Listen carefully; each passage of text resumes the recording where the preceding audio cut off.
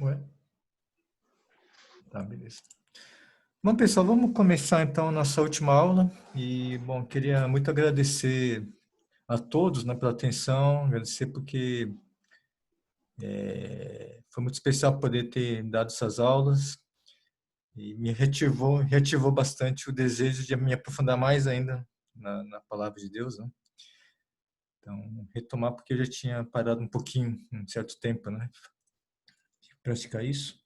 Não na leitura bíblica, né, mas nessa questão mais doutrinária, né? Então, eu queria agradecer a atenção de todos aí, a oportunidade também. Obrigado pelo Sérgio, pelo Bruno também, né? Então, bom, vamos terminar então essa série, né? Última aula, essa última aula sobre o Evangelho, a gente vai falar sobre as parábolas, né? Então, vamos começar com uma oração. Pai, muito obrigado, Senhor, por estarmos aqui. Obrigado, Pai, pelo interesse, Pai, pela atenção de todos. Obrigado, porque o Senhor se agrada quando as pessoas querem buscar a Tua verdade, querem se aprofundar mais e mais no que o Senhor deseja para a vida de cada um, Deus. E eu peço que o Senhor possa abençoar muito esse momento, que o Senhor possa trazer muito conhecimento bíblico para nós, Pai, muito conhecimento espiritual, e que isso possa nos ajudar, Deus, a prosseguir nossa caminhada até o Senhor.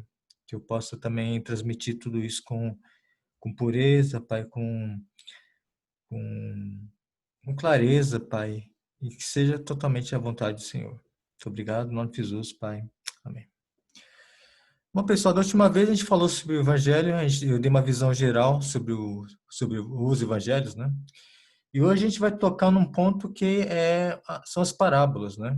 Então, só um minutinho. Ok. Então, quinta aula, as parábolas, né? Então, só lembrando as fontes dos livros, das aulas que eu entendi que ler, eu usei esse e-book que eu achei na internet, tá?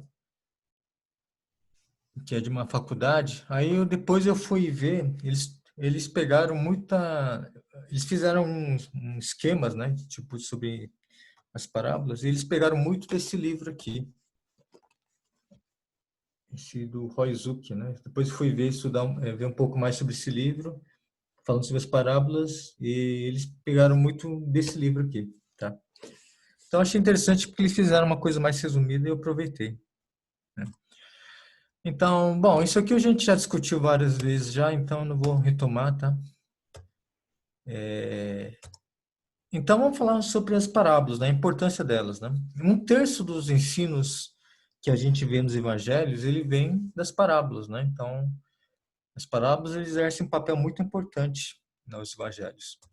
E é interessante porque a gente está falando sobre gênero literário, né? Na palavra de Deus. E é interessante só para a gente entender um pouco mais como é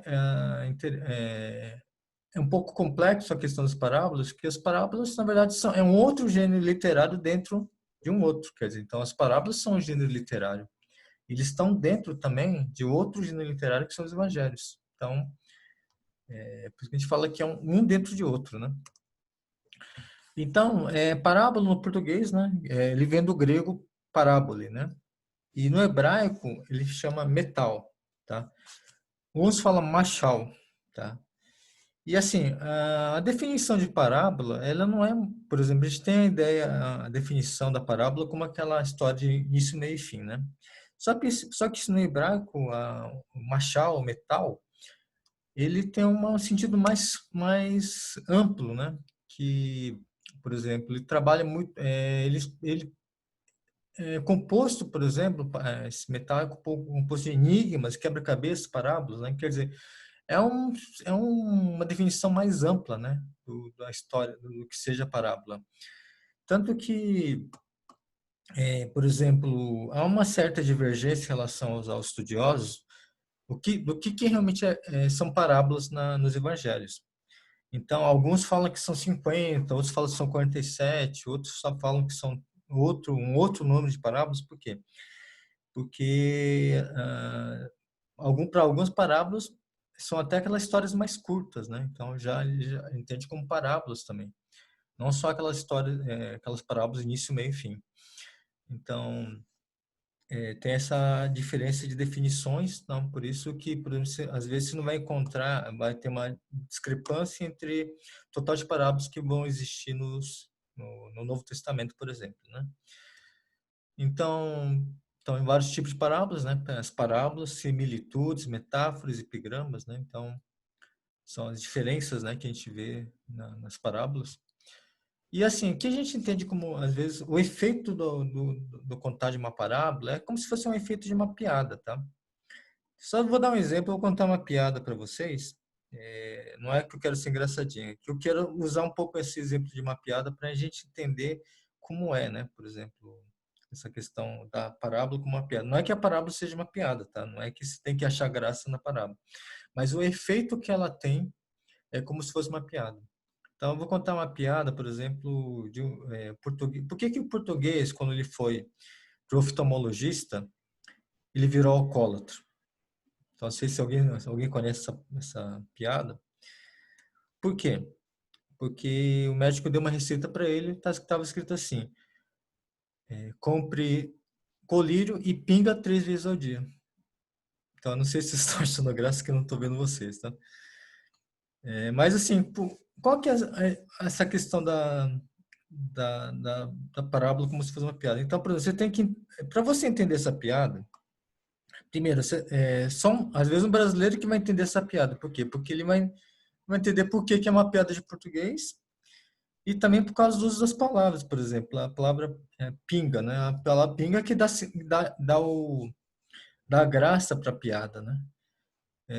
Então é interessante, né? Porque assim, para você entender a piada, você tem que entender o contexto, entendeu? Só uma pessoa que está inserida no contexto, ela consegue entender a piada muito clara, entendeu? Então, e também o efeito que ela produz. Então, às vezes a piada ele tem um efeito, por exemplo, de você só vai entender a piada no fim. Por quê? Porque aí o sentido é dado no fim, né? Então, a parábola ele vai ter em alguns momentos vai ter esse efeito de entender, a pessoa tem que entender realmente o contexto, entender o significado de algumas palavras, entender, tem que estar inserida num contexto cultural, né? Então,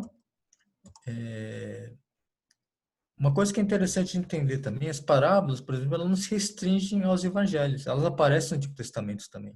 Então, até foi uma novidade para mim, tá?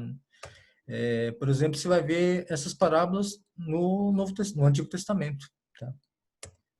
Que eu estou mostrando para vocês. A ovelha e o pobre, né? O conflito entre irmãos, segundo Samuel 14:9.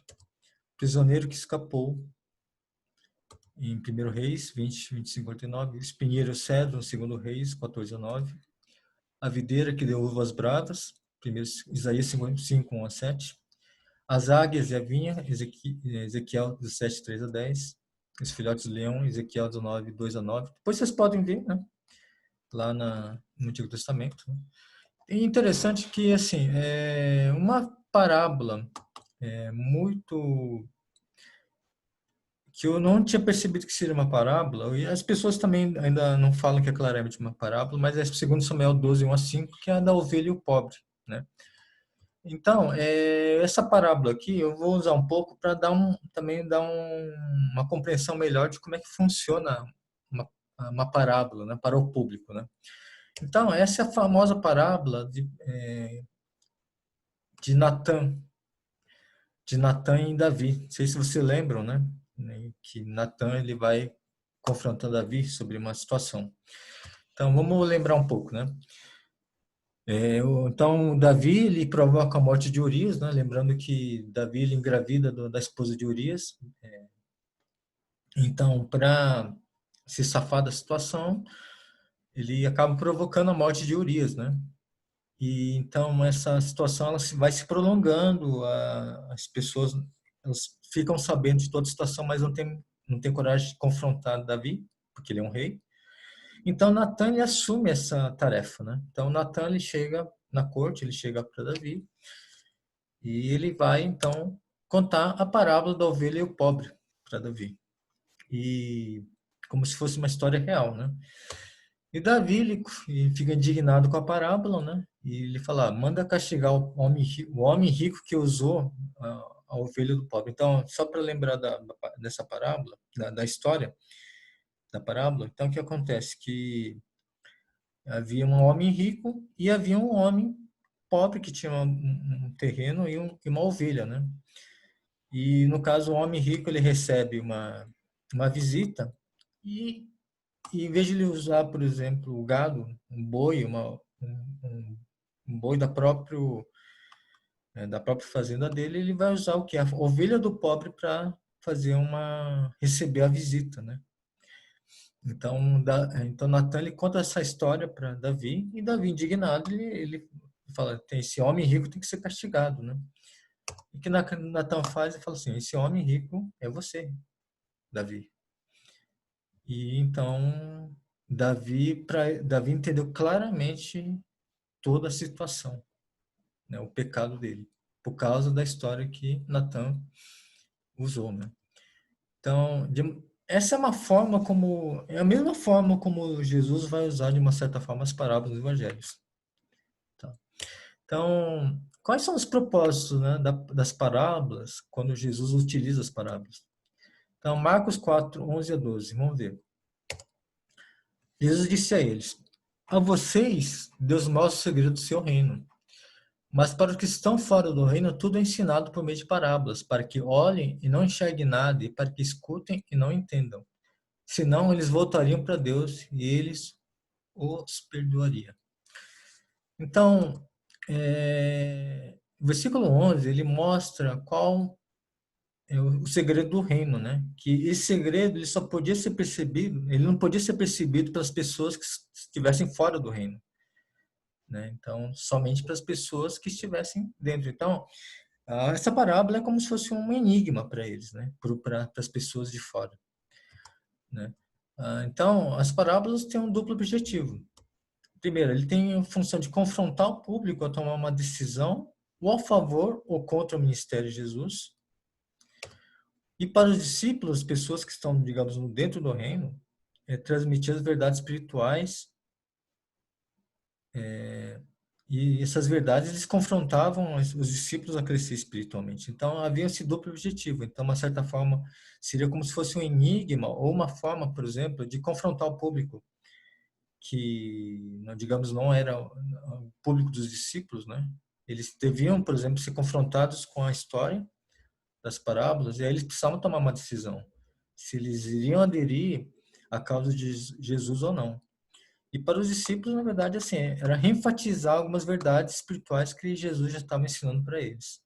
E eles precisavam crescer nessas verdades, né? Então, há aquela parábola, por exemplo, parábola do semeador, que os discípulos não entenderam, né? E foram perguntar a Jesus o significado das parábolas. E Jesus, ele vai explicar essas parábolas, o significado da parábola para os discípulos, né? Então tem esse duplo objetivo, né? Então Jesus ele não estava interessado, por exemplo, em ensinar assim, coisas profundas, né, para as pessoas com as parábolas. Na verdade, ele queria levar as pessoas ao quê? A se arrependerem, a terem esperança, a terem fé, a terem amor, a buscarem as verdades espirituais, né? Então, não é as parábolas não são, por exemplo, algo para você ficar, né, tirando vários significados, né? Espiritualizar as parábolas, né? Na verdade, elas têm um sentido muito prático, né?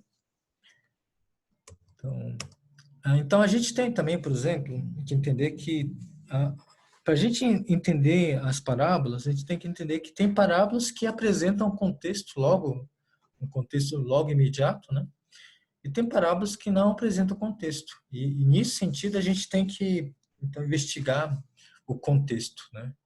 As parábolas elas já vêm com contexto já indicado ao redor, por exemplo, da parábola. E outras não. As outras você tem que fazer um trabalho de retomar e entender o contexto que está inserido, né, dentro da parábola. Então, vou dar um exemplo de parábola com contexto, né? Então, vamos pensar assim, tem um contexto, tem a parábola que Jesus conta, E quando o fariseu convida Jesus para a casa dele e uma mulher lava os pés de Jesus. Então, esse é o contexto. Tá? Então, lembra que a mulher lava os pés de Jesus, né, com um perfume caro, né? E aí o fariseu, no caso, ele pensa mal de Jesus, né? Ele não fala abertamente para Jesus o que ele está pensando, mas ele pensa mal. Então, Jesus, sabendo, assim, entendendo o coração do fariseu, ele conta essa parábola. Né? Jesus então disse ao fariseu: Simão, tenho uma coisa para lhe dizer. Fale, mestre, respondeu Simão. Jesus disse: 2 homens tinham uma dívida com um homem que costumava emprestar dinheiro. Um deles devia 500 moedas de prata e o outro 50. Mas nenhum dos dois podia pagar o homem que havia emprestado. Então ele perdoou a dívida de cada um. Qual deles vai estimá-lo mais? Então essa parábola está em Lucas 7, 40 a 42. Então aqui você já vê que tem um contexto aqui. Então, quais são os pontos de referência? Então, uma coisa importante que a gente tem que pegar quando a gente vai estudar as parábolas, a gente tem que entender, ver quais são os pontos de referência. Quais são os pontos de referência? Bom, primeiro a gente tem que ir para o Evangelho, certo? Então você vê que tem o quê? Um homem que costumava emprestar dinheiro, o homem que devia 500 moedas de prata e o homem que devia 50 moedas de prata. São esses pontos de referência que estão no próprio Evangelho. Aí, só que a gente tem que entender também o auditório, né, dessa parábola. Então, Jesus está contando essa parábola não para nós, exatamente. Jesus está contando essa parábola para as pessoas que estavam lá no momento, que era o que? Era o fariseu e a mulher pecadora. Então, para essas pessoas, para esse público, então essa identificação da parábola é imediata. Em que sentido? Para quem estava ouvindo essa parábola, ficou muito claro, então, quais são os pontos de referência. O homem que costumava emprestar dinheiro, na verdade, é Deus, né? O homem que devia 500 moedas de prata é a mulher, que era considerada pecadora, né? O homem que devia 50 é o fariseu. Então, essa parábola vai exigir uma reação de ambos, né? Então, você vê que não é exatamente uma alegoria aqui, não é algo assim, né? É algo muito prático aqui. Então, para o fariseu ficou claro que, por exemplo, que quem ele era o homem que devia 50 moedas de prata e a mulher ela entendeu claramente que ela devia era o personagem que devia 500 moedas de prata. E a pergunta é quem que vai estimá-lo mais? O fariseu ou a mulher? Então a mulher, por quê? Porque ela devia mais, né? Então o sentido da parábola ela era muito evidente para esse público, né? Para quem ouviu essa parábola. Né? Então, aqui a gente está vendo então que tem um exemplo de uma parábola com contexto. Aí tem uma parábola que não tem contexto. Por exemplo, a parábola dos trabalhadores de plantação de uvas, Mateus 21 a 16. Se você ler essa parábola, você vai ver que não tem um ponto de referência, não há nada, ele não está explicitando qual é o público dele, qual era o público de Jesus no momento. Então, aí isso vai exigir um outro tipo de trabalho, né, de interpretação. Jesus disse: O reino do céu é como o dono de uma plantação de uvas, que saiu de manhã bem cedo para contratar trabalhadores para a sua plantação. Ele combinou com ele o salário de costume, isto é, uma moeda de prata por dia, e mandou que fossem trabalhar na sua plantação. Às 9 horas, saiu outra vez, foi até a praça do mercado e viu ali alguns homens que não estavam fazendo nada. Então disse: Vão vocês também trabalhar da minha plantação de uvas, e eu pagarei o que for justo. Então, vamos pensar nos pontos de referência aqui, dessa parábola. Então, a gente tem que ler, necessário ler e reler para descobrir quais são esses pontos de referência. Então, a gente vai ver que tem um empregador, os homens que trabalharam o dia inteiro e os homens que foram contratados por último. Então,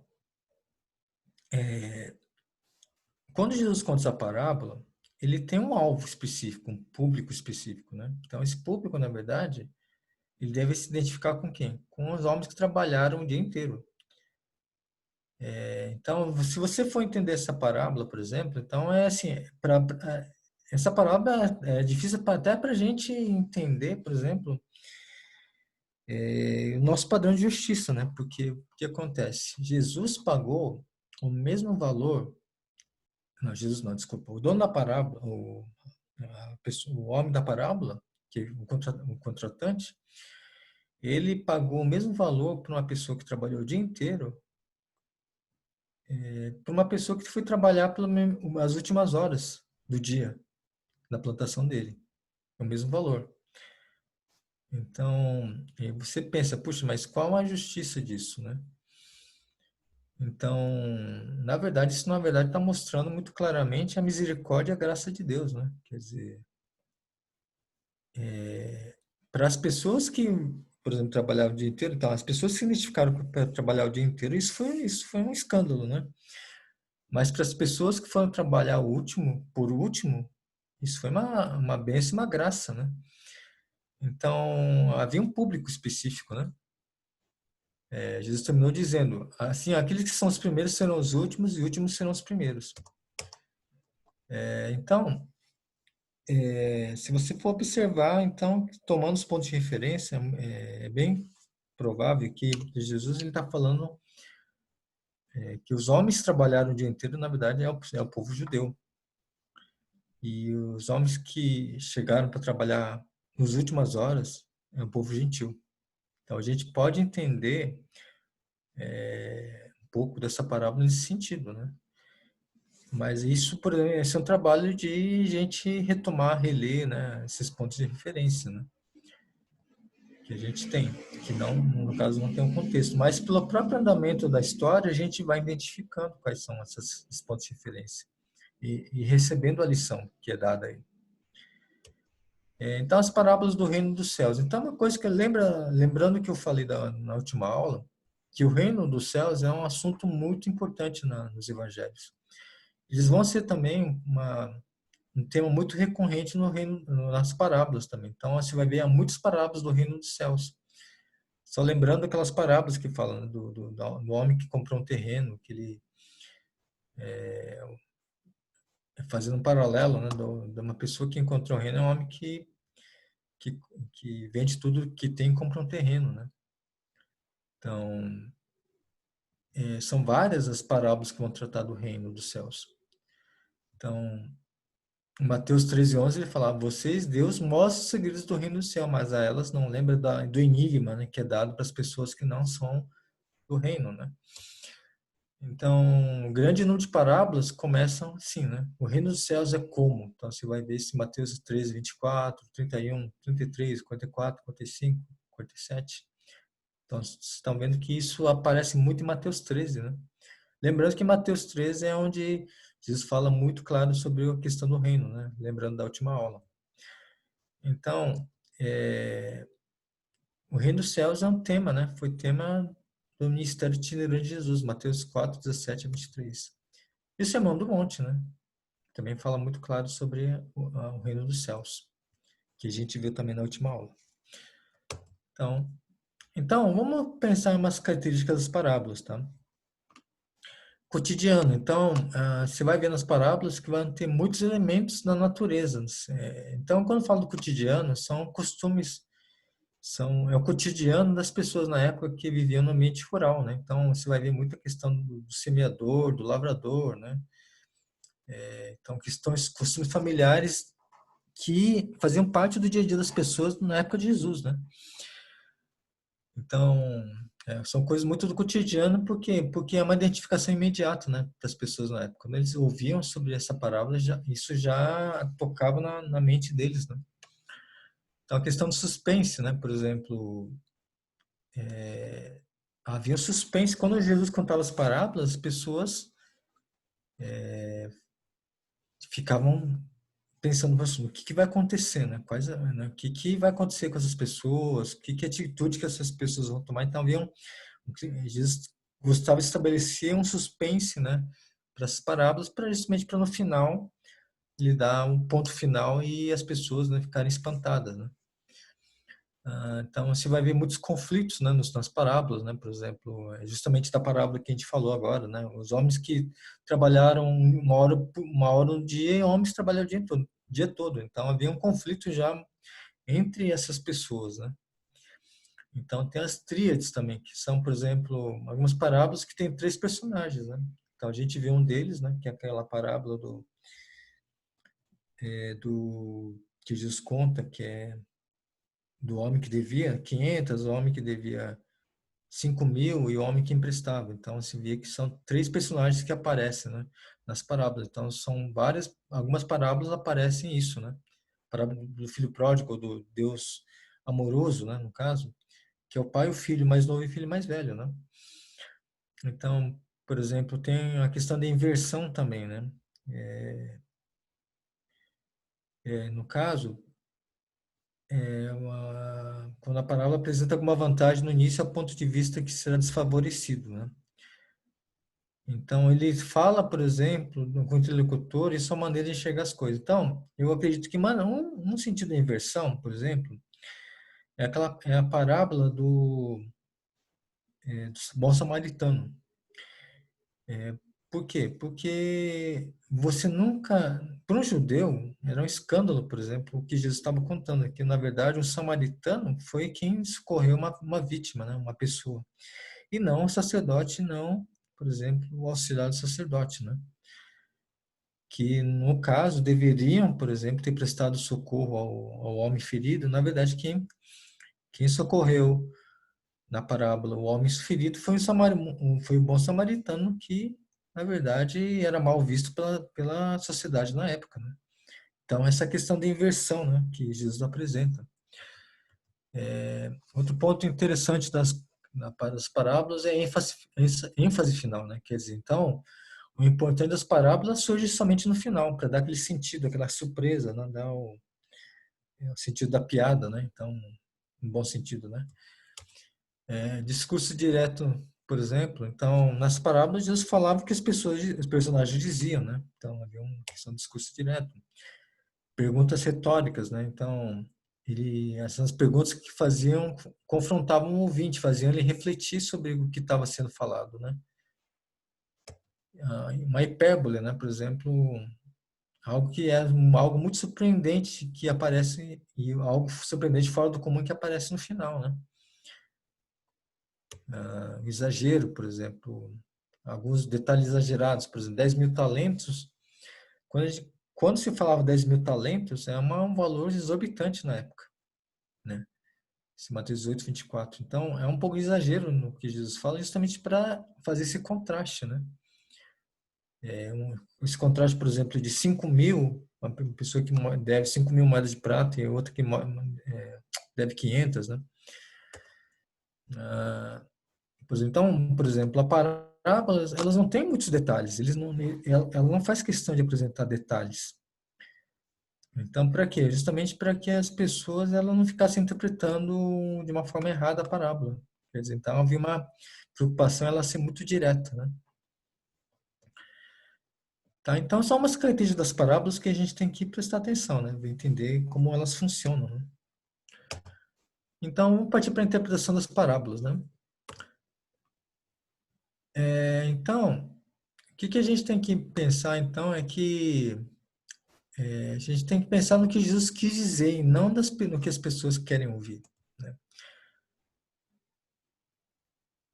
Então, a gente tem que, por exemplo, ter esse respeito nessa busca pela verdade, né? Por exemplo, a gente tem que se comprometer em buscar o que a verdade que a parábola quer ensinar. Então, a gente tem que tomar muito cuidado para que preconceitos não interfiram, né, na nossa interpretação e levem a gente a interpretações erradas, né? Então, lembra das parábolas do filho pródigo? Fala parábola do filho pródigo porque é conhecida, né? Mas na verdade, o próprio nome que a parábola foi conhecida já dá um sentido errado para a interpretação da parábola, né? Porque não é o filho pródigo a questão é Deus, né? Então a gente se preocupa, tomar esse cuidado, né, de não ir para as parábolas com certas ideias preconcebidas, né? Então, o contexto, sempre lembrar do contexto histórico da parábola, né, sobre as questões sociais, religiosas, políticas, geográficas, né, o contexto histórico, cultural que a parábola apresenta, né, a gente não tem que tomar todo esse cuidado de não fazer uma hermenêutica direta da parábola sem entender o contexto, né. Então, lembrar dos fundos culturais, né, quer dizer, então, lembrar que as parábolas, elas falam a respeito de pessoas que viveram um determinado tempo e lugar. Então, A gente tem que analisar a base cultural, né, que essas pessoas possuíam, né? Por exemplo, lembra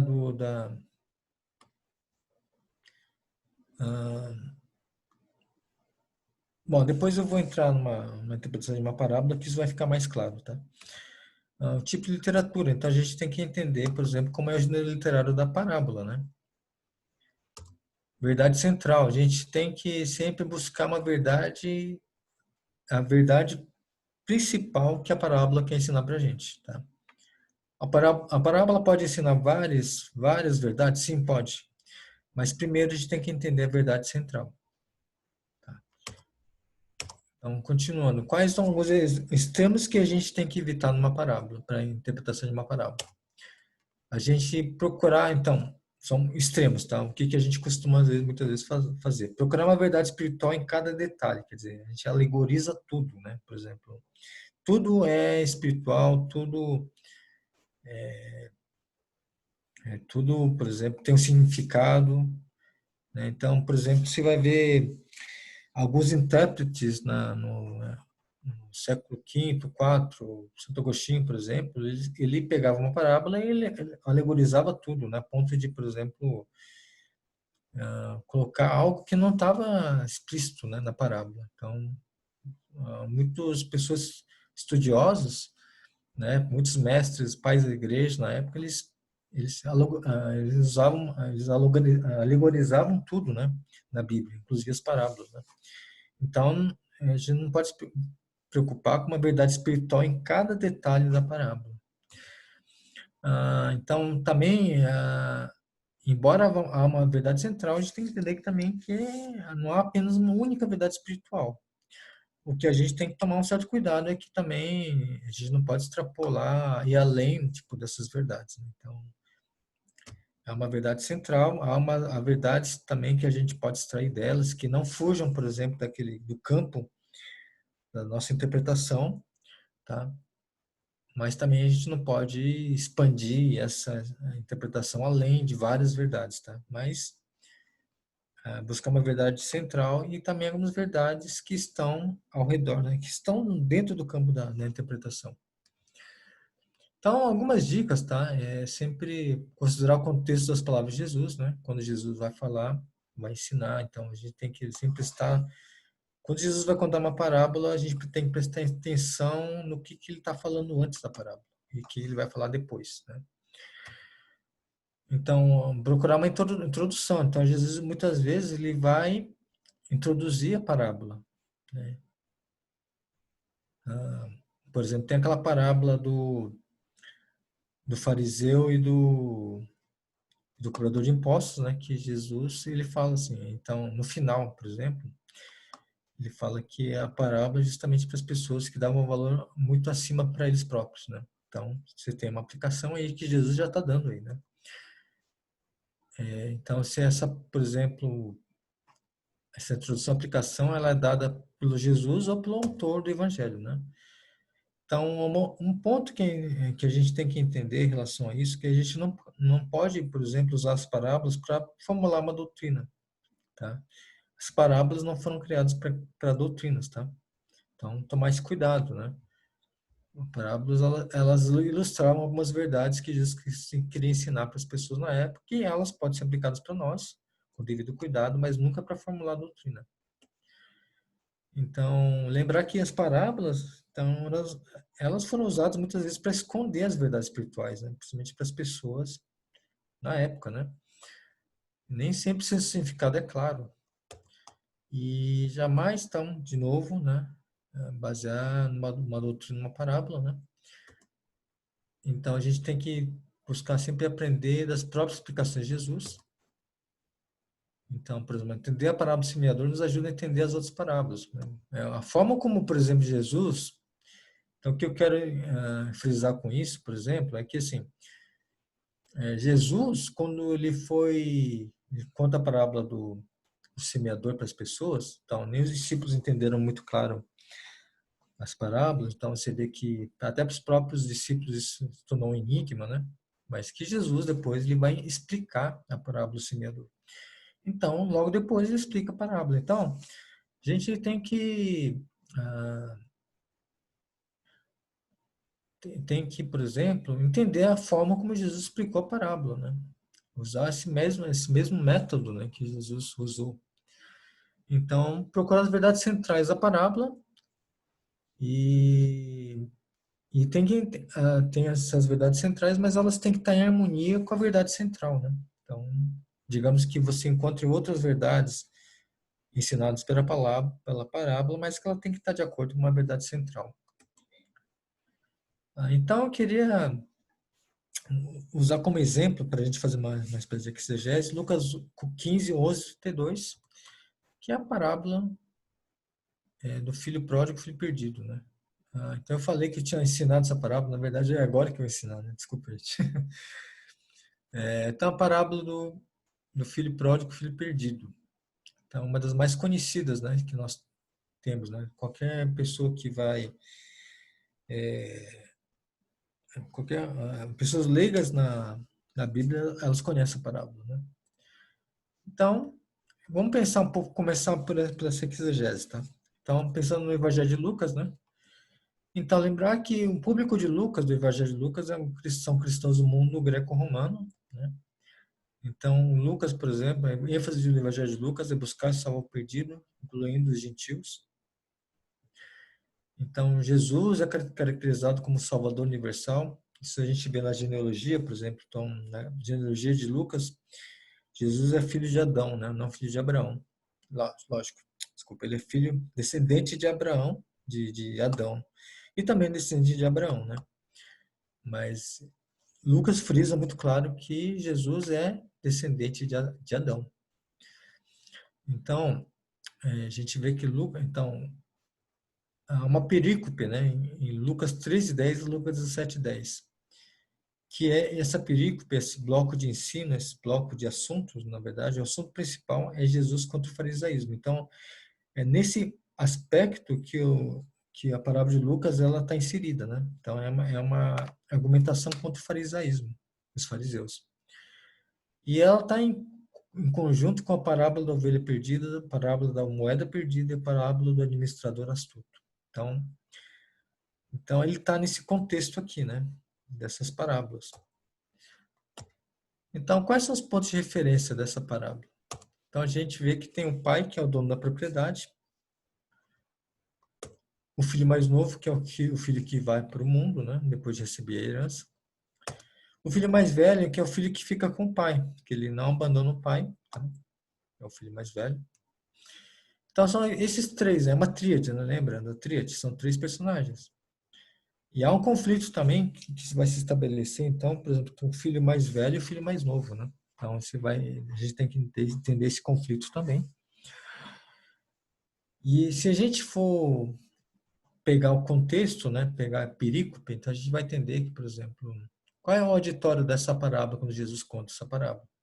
São os publicanos, os cobradores de impostos e as pessoas de má fama e também os fariseus, mestres da lei, tá? É para essas pessoas que Jesus está contando essa parábola. E a gente tem que, então, pegar os pontos de referência aqui. Quem que é o pai? É Deus. O filho mais novo são os publicanos, as pessoas de má fé, né? Os gentios, no caso, também, né? As pessoas que estão ouvindo essa parábola, por exemplo, em um outro momento, eles vão entender que a parábola, os filhos mais novos, na verdade, são os gentios, os pagãos, né? Que vão, no caso, precisam tomar uma decisão em relação à parábola, né? Ao que Jesus quer ensinar. E o filho mais velho, então, são os fariseus, mestres da lei, mas também o povo judaico. Então, a parábola vai exigir uma reação dos que estão presentes, né? Então, as pessoas de má fama, os suplicanos e também os fariseus, mestres da lei. Então, não há alegorias aqui a serem trabalhadas. Então, aí para a gente entender um pouco mais sobre essa parábola, a gente tem que fazer umas observações do contexto histórico e cultural dessa parábola. Então, eu trouxe alguns elementos aqui para a gente observar essa parábola, né? O filho primogênito herdava o direito de ser o chefe da família quando o pai falecia. Então, o primogênito, no contexto judaico, ele vai receber uma porção dupla no partilho das posses do seu pai. Então, o filho mais velho, ele sempre vai ele receber uma porção dobrada, por exemplo, da herança do pai. Então, por ele ser primogênito, o filho mais velho. Então, primogênito era sempre considerado, digamos, o mais importante, né? Então, isso no contexto judaico é muito importante a gente entender, não só para essa parábola, mas para tudo, né? Então, quando o filho mais novo ele perde a sua a parte na herança, então ele tá, na verdade, tem uma mensagem muito clara para o pai, que na verdade está falando assim, olha, para mim, se eu morrer ou não, isso para mim não importa, né? Então, isso que na verdade, quando ele pede a herança, é isso que ele está falando para o pai. Não estou nem aí. Mas é interessante que mesmo assim, o pai ele concede a parte dele, né? Então, a gente começa a observar algumas características do pai aqui. Então, o filho mais novo, ele vai para uma região distante, né? Perde tudo, na parábola, ele perde tudo e ele vai cuidar de porcos, né? Então, aqui a questão dos porcos é uma questão importante, porque a gente sabe que para o judeu, o porco é um animal impuro. Os judeus não se aproximavam de porcos, né? Então, quando ele vai cuidar de porcos, por exemplo, então isso é um indicativo que ele foi para um local pagão. Então ele, na verdade, o que que ele faz? Na verdade, ele abdicou de toda a herança, na verdade, judaica, quer dizer, tudo que ele aprendeu do pai, ele jogou para fora, né? Então ele jogou para fora a própria tudo que foi ensinado para ele. E aí o fato de ele cuidar de porcos mostra que ele chegou no fundo do poço, né? Quer dizer, então para os olhos do judaísmo, para o judeu, ele chegou no fundo do poço, porque ele foi alimentar um animal impuro, né? A ponto de ele querer comer o que um pouco comia. Então, para o judeu, isso aí era o fim do mundo, né? Então isso mostra a que ponto esse judeu chegou, esse filho mais novo chegou. Interessante, quando o filho volta, quando ele volta para casa, tem uma cena clara que assim, que o pai ele corre em direção ao filho. E um pai judaico dificilmente faria isso, né? Seria até escandaloso para o filho ver a figura de um pai correndo em direção ao filho. Então isso mostra também para um outro lado o amor e a misericórdia do pai, né? Então é uma característica muito clara, né, do pai aqui. O filho, por exemplo, ele recebe roupa nova, um anel, sandálias, né? O que isso quer dizer? Que o pai, na verdade, estava restituindo a condição de filho, não de um escravo. Então, por exemplo, quando o filho volta, ele volta, na verdade, na disposição de trabalhar como escravo, nem como filho. Ele estava de um ponto tão fundo do poço, falar, bom, eu vou voltar para casa do pai, mas assim, por mim, se for voltar a trabalhar como escravo, tudo bem. Porque aí ele estava dando realmente valor ao que ele tinha, né? E, na verdade, quando o pai recebe ele não recebe como escravo, ele recebe como filho mesmo. Então, por exemplo, o pai ele manda servir o novilho gordo, né? Então, isso só acontecia somente em ocasiões muito especiais, né? E quando o filho mais velho ele volta, o que chamou a atenção, o detalhe que chamou a atenção do filho mais velho foi isso, que na verdade o pai tinha mandado servir um novilho gordo, quando o filho mais velho, na visão dele, só tinha direito a uma ovelha, né? Então, aí você começa a ver um pouco também do coração do filho mais velho, né? Então, o filho mais velho ficou ao lado do pai, mas não junto com o pai, né? Então, ele não festeja a foto do filho mais novo, ele fica lá de fora da casa, né? Quer dizer, ele não entrou no ambiente do ambiente do lar. Então, o pai vai atrás do filho mais velho e vai conversar com ele. Então, é outra coisa também que não é muito comum para o filho, para um pai judaico, né? Então, ele vê só, ele está numa festa para o filho mais novo, ele vê que o filho velho não entrou, e ele vai atrás conversar com o filho mais novo, o mais velho, né? Então, não é costume de um pai judaico fazer isso também. Então, todos esses detalhes que eu estou levantando aqui, por exemplo, para as pessoas na época, isso era muito evidente, né? Para a gente, talvez não, mas para as pessoas na época, quando ele conta isso, Jesus vai contando essa parábola com esses detalhes, que fazem sentido, muito sentido para a parábola, as pessoas na época as pessoas que ouviram essa parábola, isso aí ficou muito claro, né? Então, essa questão do filho mais velho comer, do filho mais novo querer comer o que um pouco comia, isso era, assim, isso chegava no ouvido de um judeu, do fariseu, com um mestre da lei, como algo escandaloso, né? Mas para ele era também nítido, era muito nítido para quem que essa parábola estava sendo direcionada, porque era para ele, né? Então, uma mensagem escandalosa para eles, mas para os publicanos, para as pessoas de má fama, qual que era a mensagem? Que Deus era compassivo, amoroso, misericordioso e estava recebendo eles. Então, e para ambos os públicos, então, o que essa parábola vai deixando muito claro, talvez isso vai ter ser entendido um pouco depois, é que o povo de Deus estava sendo aberto para todas as pessoas, todas as nações do mundo, não só o povo judaico, né? Então, olha então como a gente tem que buscar, né, entender essas minúcias das parábolas, entender o contexto das parábolas, né? Então, são muitas coisas que a gente pode aprender numa parábola. Então, as questões hermenêuticas, né, depois dessa exegese, tá? Se a gente não observar os detalhes das questões de fundo histórico-cultural, a gente perde muita coisa, né, no estudo dos evangelhos.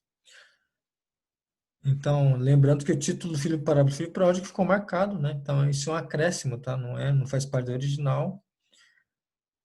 Será que o ponto é o filho mais novo? Ou seria a atitude e o coração do pai? Qual que é o tema principal da parábola, dessa parábola? Tá? Então, a gente muitas vezes é induzido a pensar que o tema da parábola é o filho pródigo, quando na verdade não é. Porque, na verdade, se você for entender, ó, tipo, a parábola do filho perdido, na verdade, se você for ver, na verdade, os dois filhos estão perdidos, não é só o pródigo, né? O mais velho também ele está perdido. Ele não está, ele não entendeu o amor do pai, né? Então, a gente tem que entender um pouco isso, né? Então, a gente usa muito essa parábola nas nossas pregações e aulas, né? Geralmente, a gente posiciona o filho mais novo como uma pessoa não convertida, né? Então, por exemplo, a gente vai fazer uma igreja em casa e a gente usa essa parábola. Eu usei, na verdade, essa parábola muitas vezes e a gente colocava então, uma pessoa que não era convertida, que visitava nossa igreja em casa como um filho pródigo, né? A gente, por exemplo, usa essa parábola para falar de uma pessoa que volta para o convívio, né? Ok, mas a gente se esquece de a gente mesmo se posicionar diante dessa parábola. Quem que nós somos nessa parábola? O filho mais novo ou o filho mais velho? Porque Deus a gente não é, né? Então, lembrando, a gente nunca formular doutrinas em parábolas, tá? Então, a gente precisa repensar nossa abordagem bíblica com mais preparo e humildade, tá? Então, pessoal, é isso, né? Sobre as parábolas. Então, essa é a última aula. Então, eu encerro aqui a nossa série. Então, eu queria deixar aberto para as questões e dúvidas, né, agora.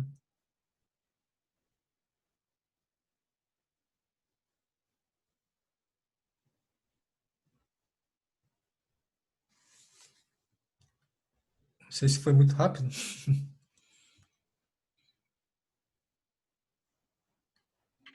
Eu posso falar.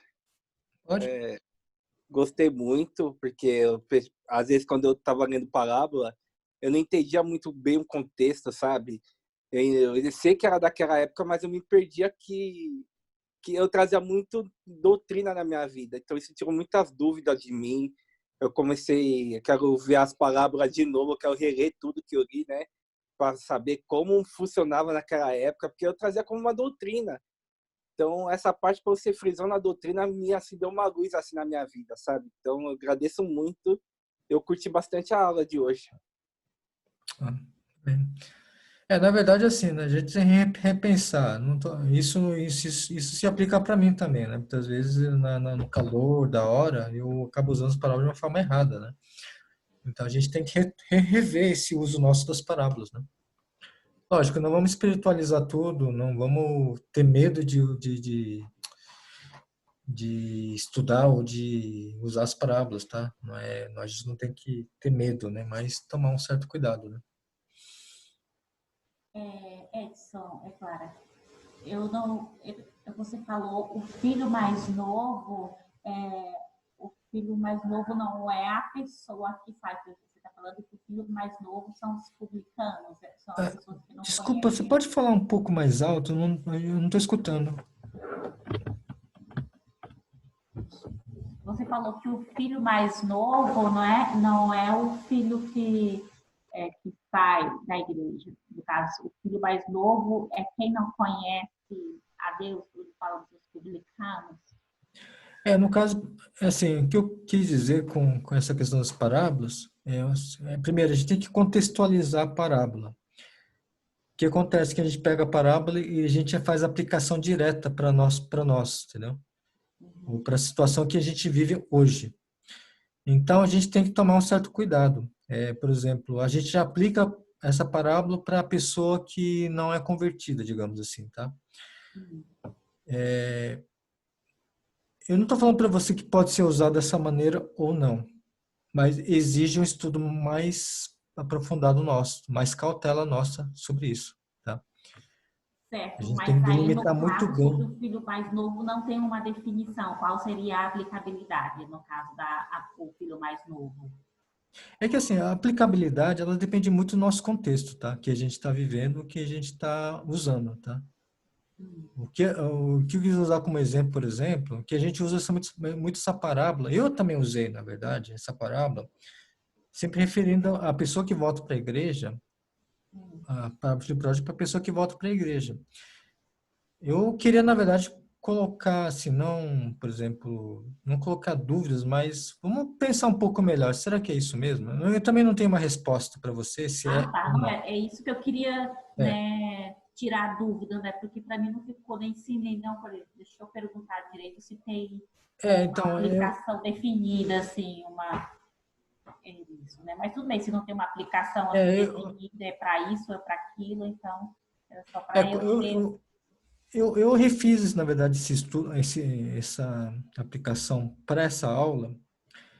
E, na verdade, eu fiquei na dúvida também, entendeu? Se a gente está aplicando isso de uma forma correta. Então, agora eu não posso dizer com clareza se a gente é uma aplicação correta, tá? Assim, ou eu dizer que seja ou não seja, né? Eu acho que eu vou ter que pensar um pouco mais, estudar um pouco mais. E eu acho que é exercício que a gente deve fazer também, nós, tá? Tá. Não, tudo bem. É só para não sair com uma dúvida, né? Que foi definido uma coisa e eu não entendi o que, né? Uhum, Só isso. tá. Obrigada. Eu não tenho todas as respostas, tá, pessoal? Tem coisas que eu vou ter que elaborar um pouco melhor também, porque na medida também que eu fui fazendo essas aulas, algumas coisas foram surgindo para mim também, tá? Viu, Edson? Sim, fala, Pedro. É, é, eu sempre li assim a Bíblia, essas parábolas que Cristo falava lá com o povo. Eu sempre pensava assim, né, a maneira que ele tinha de ensinar, né, porque era uma nova mensagem, né, de Deus, salvação, falar de salvação da alma para aquele povo, que eles viviam praticamente lá na agricultura, né? Então, eu sempre pensei assim, que ele pegava essas parábolas e fazia assim, uma comparação para despertar o lado espiritual das pessoas, né? Mas Sim. agora, aí, à medida que você colocou aí esses pontos aí, eu vou procurar, né, dar mais uma revisada para poder chegar assim num meio termo, né? Mas não sei, será que estou errado em pensar dessa forma? Tá certo? É isso mesmo. Uma certa forma, eu acho que essas aulas que a gente fez agora serviram para a gente colocar um pouco de uma pulga atrás da orelha na forma como a gente lê a Bíblia, né? É, certo. Então, a gente talvez não prestar muita atenção em alguns detalhes, né? Então, o fato de você já pensar um pouco mais assim, puxa, será que é isso mesmo? Isso já é uma vitória, né? Dessas aulas, né? Porque É a verdade. gente tem que tomar mais cuidado com algumas interpretações que a gente faz, né? Tá Então, certo, isso mesmo. a forma como te aplica também. Ficar mais alerta. Mais alerta. Não Tá que, bom. assim, eu não acho que vocês vão pegar, não, minha expectativa não é que vocês vão pegar e fazer aquelas interpretações, né, tal. Mas o fato de você já tomar um certo cuidado com algumas passagens, alguns, já é um ponto, né, que é importante já. O Edson, Ajuda já. Tá bom, obrigado. Edson, uma coisa bacana, assim, esse contexto, né? Acho que o Pedro meio que indagou, fez essa pergunta, por que que Jesus usava essas parábolas? Ele era tão criativo, né? E ao mesmo tempo ele conseguia tanto chamar a atenção de pessoas simples, de pessoas com conhecimento mais sofisticado também, né? Como os fariseus na época. E uma coisa interessante para contextualizar o que motivou Jesus a usar as parábolas foi o fato do povo começar a rejeitá-lo. Sim. Que interessante. Porque quando, lá no Evangelho de Marcos, quando ele começa ali onde você mostrou, né, 4, versículo 11, 12, que Jesus vai falar das parábolas e tal, e ele cita Isaías 6, né, e lembrando o contexto do livro de Isaías, o quanto que esse profeta foi rejeitado pelo povo, né, ele foi rejeitado por diversas vezes, né, e é aquele profeta que fala, Deus, até quando, né? A gente vai até quando esse povo? E daí é onde vem aquela coisa, olha, eu vou continuar falando, mas eles não vão entender nada, eles vão escutar, não vão ouvir, eles vão ver, não vão enxergar. E Jesus, ele usa justamente essa passagem, essa fala do profeta, ali em Marcos 4, no momento em que Jesus é chamado de endemoniado pelo... E é a partir daí que ele começa a fazer o uso de parábolas. E no contexto ali também que a própria mãe e os irmãos vão atrás dele achando que ele estava endoidecido. É nesse momento que Jesus começa a fazer uso de parábolas. Só um detalhe, né, do contexto, o que motiva Jesus a usar essa figura de linguagem tem algo estritamente relacionado com a rejeição que os religiosos, o povo começa a demonstrar para o Messias. É verdade. É um enigma, né? Se torna uma coisa para eles, como pode dizer assim, para alguns ele era para realmente ser um enigma, para outros é para que fosse entendido claramente, né? Para as pessoas que tivessem um coração, a mensagem entraria de uma forma muito profunda, né? Mas é bem por aí mesmo. Então, Outro contexto também nessa parte de parábolas é que ele também falava para os apóstolos, né? E ele te sim, explicava para os apóstolos, né? Então os apóstolos entendiam depois a mensagem, né? sim. Também, assim, Também é para justamente, eles também, né? E era é também eles para que eles. divulgaram depois a palavra de Deus, né? Os evangelhos, tudo, né?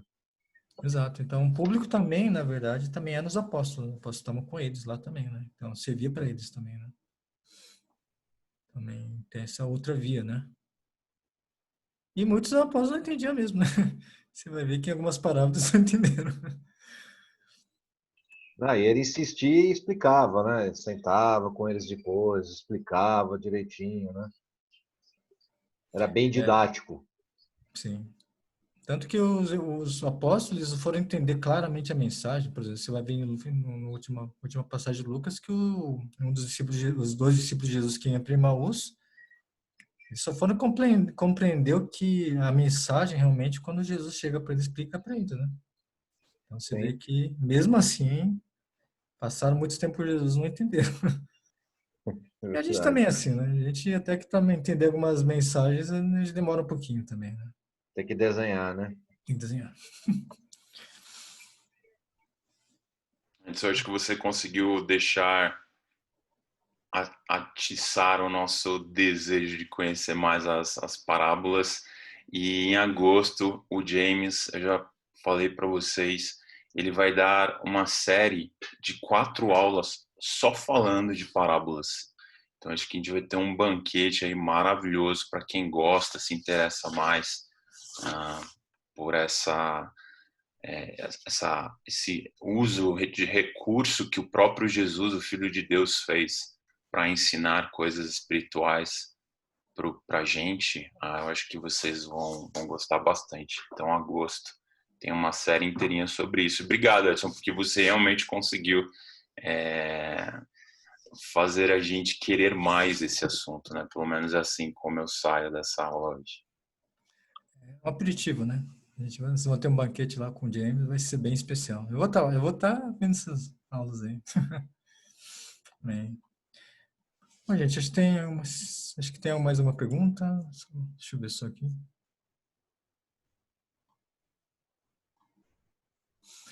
Eu acho que ok, né? Então, pessoal, muito obrigado, viu? Me ajudou muito. Pessoalmente, para mim foi muito importante ter dado essas aulas. É muito bom também ter pessoas que estão interessadas em aprender, né? Então, isso, qualquer professor, acho que o Bruno sabe bem disso, né? Isso é um estímulo pro professor muito grande, né? E que vocês continuem nessa pegada aí de se aprofundarem mais na palavra de Deus. E no momento oportuno, aí a gente combina para voltar, né? Isso. Bom. Legal. Obrigado, viu? Eu só queria aproveitar realmente e agradecer o Edson pela disposição e disponibilidade dele. Logo que a gente o convidou, ele foi super receptivo em compartilhar conosco desse tema e preparar o material. Eu realmente sou muito agradecido, Edson.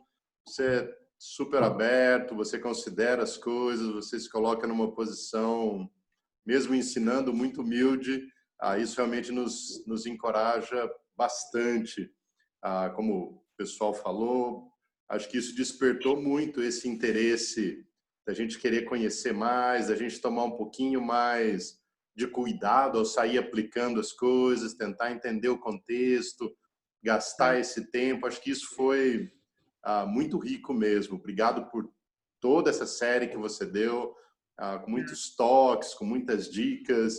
Acho que isso foi muito rico. Então, queria te agradecer muito mesmo.